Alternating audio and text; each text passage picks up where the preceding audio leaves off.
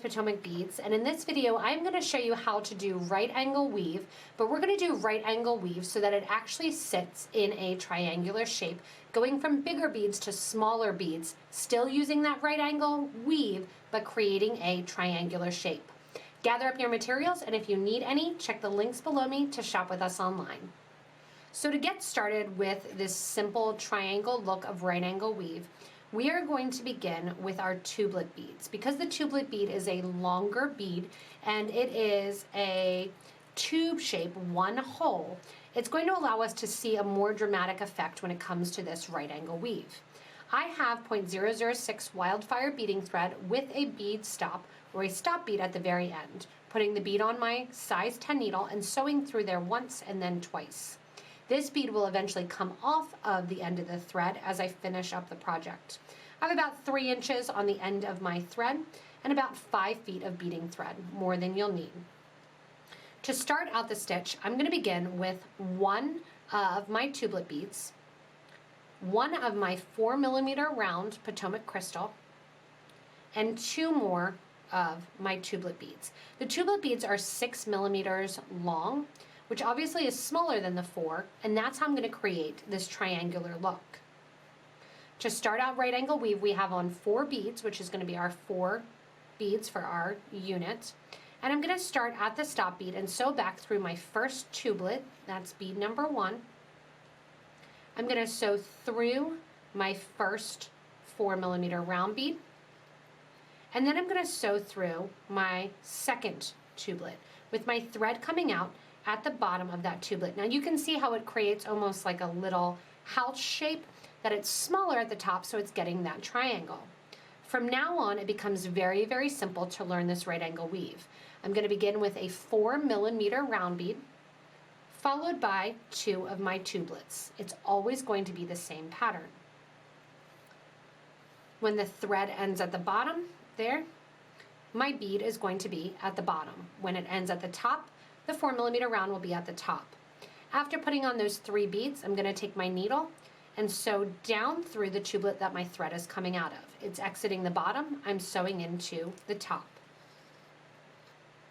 From there, you're always going to sew through your 4mm rounds and through your first tubelet that you added. Again, you can see now how we have the triangle facing the opposite direction. If we had the triangle keep going in the same direction, we're going to end up going in a round. Again, the pattern is always the same, 4mm on, 2 of my tubelet beads up through the tubelet now. The thread's coming out the top, so I'm sewing into the bottom, through my 4mm round, and then I also want you to sew through that first tubelet bead. You're always going to be exiting through that first tubelet bead. What's going to happen is you're going to get this appearance that every other bead, the tubelet is sitting on an angle with my round beads sitting opposite top and bottom along the stitch. We'll fill in with the 11 seed beads as we get finished the project and come down the right and the left side. Again, 4mm bead goes on, 2 of my tubelets, sew down through the bead, opposite side of whichever the thread is coming out of, sew through the 4mm, and then through that first tubelet bead. As you do this, make sure you're giving a nice little yank so your triangle sits as tight as possible. You're going to continue this for the whole length of your bracelet.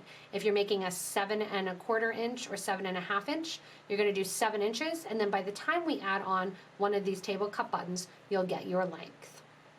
So once you have your right angle units in line, and you can see how that middle tubelet bead is sitting zigged or zagged, and then your crystal is sitting to the top or the bottom. And I forgot to mention, this is the Potomac Crystal Round 4mm in Alexandrite, and then the tubelets are the white Lila Vega luster. I have approximately 21 of these right angle units, and I can count those units based on the little openings or how many crystals I have at the top. I'm coming out my last tubelet bead just like I would be to add my next 4mm round and my 2 tubelets. And instead what I'm going to do is get ready to pick up my table cup button. I want to add 1, 2, 3, 4, and 5 of my 15 seed beads.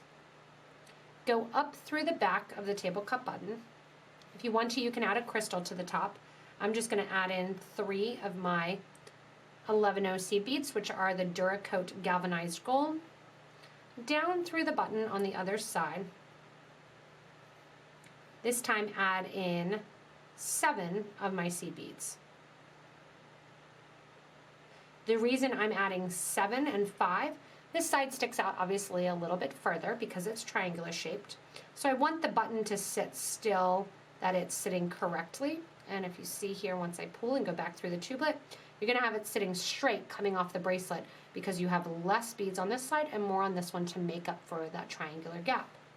I'm going to reinforce this clasp going back up through those 5 11O seed beads, up through the button, through the seed beads on top of the button, down through the other side, and exiting out my row of my 7 11Os. From here, I'm going to go straight down this side. What we're going to do is we are going to add in 11O seed beads between our crystals and our tubelets.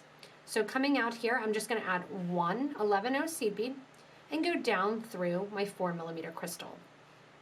Pick up 2 11O seed beads and go through your tubelet. Very, very simple. You can alter this design by going through the crystal and zigzagging on top, adding in crystals, adding on Montes, and really playing around with the design and making it even more substantial than what it is here. Again, add 2 of your seed beads and you're just sewing right down the line from the tubelet to the crystal. We're doing this right now down the right hand side. We're going to do the exact same thing down the left hand side after we go in and make a loop for our button to sit inside of. If you are using a regular clasp, you can do that same exact technique that I did using more seed beads on one side rather than the other side. Add your wire guard and your metal clasp along there as well. So I'm going to keep going down this left hand side, adding in, or right hand side rather, adding in my 2 seed beads. I'll come back to you, we'll make a loop and come down the other side, adding in the seed beads as well. After you come down the one whole side with your seed beads, I ended up taking the stop bead off and my 2 thread ends are sitting here. What I'm going to do is tie my thread ends together to get rid of that one starter thread. Right over left, left over right. I'm going to put my needle back on the thread that I'm working with and I'm going to create the loop for my button to sit inside. After you tie the knot and the thread together, you're going to put onto your thread and needle 3 11O seed beads, 1 4mm crystal, followed by 28 11O seed beads. We're going to make a loop out of these by taking our needle and thread and going back through that 4mm round, exiting the thread towards the project. On this side here, I want you to add 5 of your 11O seed beads because remember we have that triangular effect going, so it's further from this side than it is from this side. 5 11s go on. You're going to sew back through that 2 bead. That's going to again make that sit centered even though you have less seed beads on one side and more on the other. I want you to take your thread and needle, reinforce going up through this entire loop that you just created.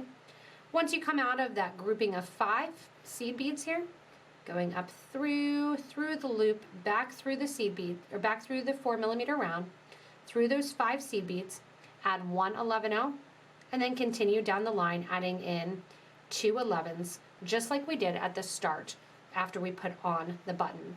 We're going to continue then down the side, putting all of our 11Os in on the opposite side of the project. So again, after you've reinforced that loop and you're coming out through the 5 seed beads, you're going to pick up 1 11O and sew through the 4mm bead that's already there. Just like we did down the other side then, 2 seed beads go on, sew through whatever bead's next, the tubelet. 2 seed beads go on, sew through whatever bead's next, the round bead, and so forth. When I get to the end, I'm going to use that as one more opportunity to reinforce my clasp and my thread that I'll sew back through the button one more time, and then finish off the bracelet by just knotting the thread along back through the piece, running back through a couple of the triangles of my right angle weave. So it is a still right angle weave. even though you're not making a ton of right angles. You're making more of that triangular shape because, again, you're going from having different sized sides of my beads. So from a 4mm to a 6 and changing. Again, if you would put all the 4mm on one side, you're going to end up curving in to make a round loop, which is really fun if you want to try out a bezel that way. Once you're coming out of your last tubelet bead, you're going to add one 11-0, just like we did at the start, up through the button one more time to get a little bit more reinforced with that thread. As you come out the top of the button, it's important to try to go through those 11-0s. If you can't get through that first 11-0, you can usually tuck the thread right behind, not going through the 11-0s and just going through the buttonholes. Come down through the other side of your seed beads, and whenever your needle wants to naturally exit, bring it out. And now I'm going to sew into my right angle weave to reinforce a little bit. Going through my round, going through my tubelet, back through my round, because remember the two 11-0s were not included in the right angle weave, back through the tubelet. And now what I'm going to do is tie off my thread. To tie off your thread, the easiest method is to sew underneath what's called a bridge thread. It's the thread connecting one bead to another. I'm taking my needle underneath, creating a loop with my thread. I'm going to sew through that loop once and twice. Give a nice tight pull, and that gets that nice little sewer's knot down into there. Sew one more distance of your right angle weave, going through the crystal and the tube, zigzagging between. Take your thread zap or your thread burner, pick it up, and burn the thread down right there, right next to your project. At this point, your triangular right angle weave will be finished and can easily and nicely be worn for your design. It's a really, really simple design and a really easy way for you to learn right angle weave and to learn how it actually is built with that unit of 4, no matter if you use a smaller bead at the top to get it triangular or whether or not you keep it to that square, or even go fun and go to a rectangle section as well. With all of these designs, they are really kind of used as catalysts to help you get more creative and to hopefully teach you and make your mind kind of explode with all the different ideas that you can do, especially with this right angle weave stitch, because there are so many. Remember, if you do need any materials, check out the links below to shop with us online at PotomacBeads.com as well as PotomacBeads.eu. You can also post in the comments. We love to read them. And you can post what you like to use, either to learn right angle weave, what modifications you made, or what your color selections were. You can also hit the little button in the corner to subscribe to get regular updates from us here at Potomac Beads. As always, thank you guys so much for watching. Stay safe and happy beading.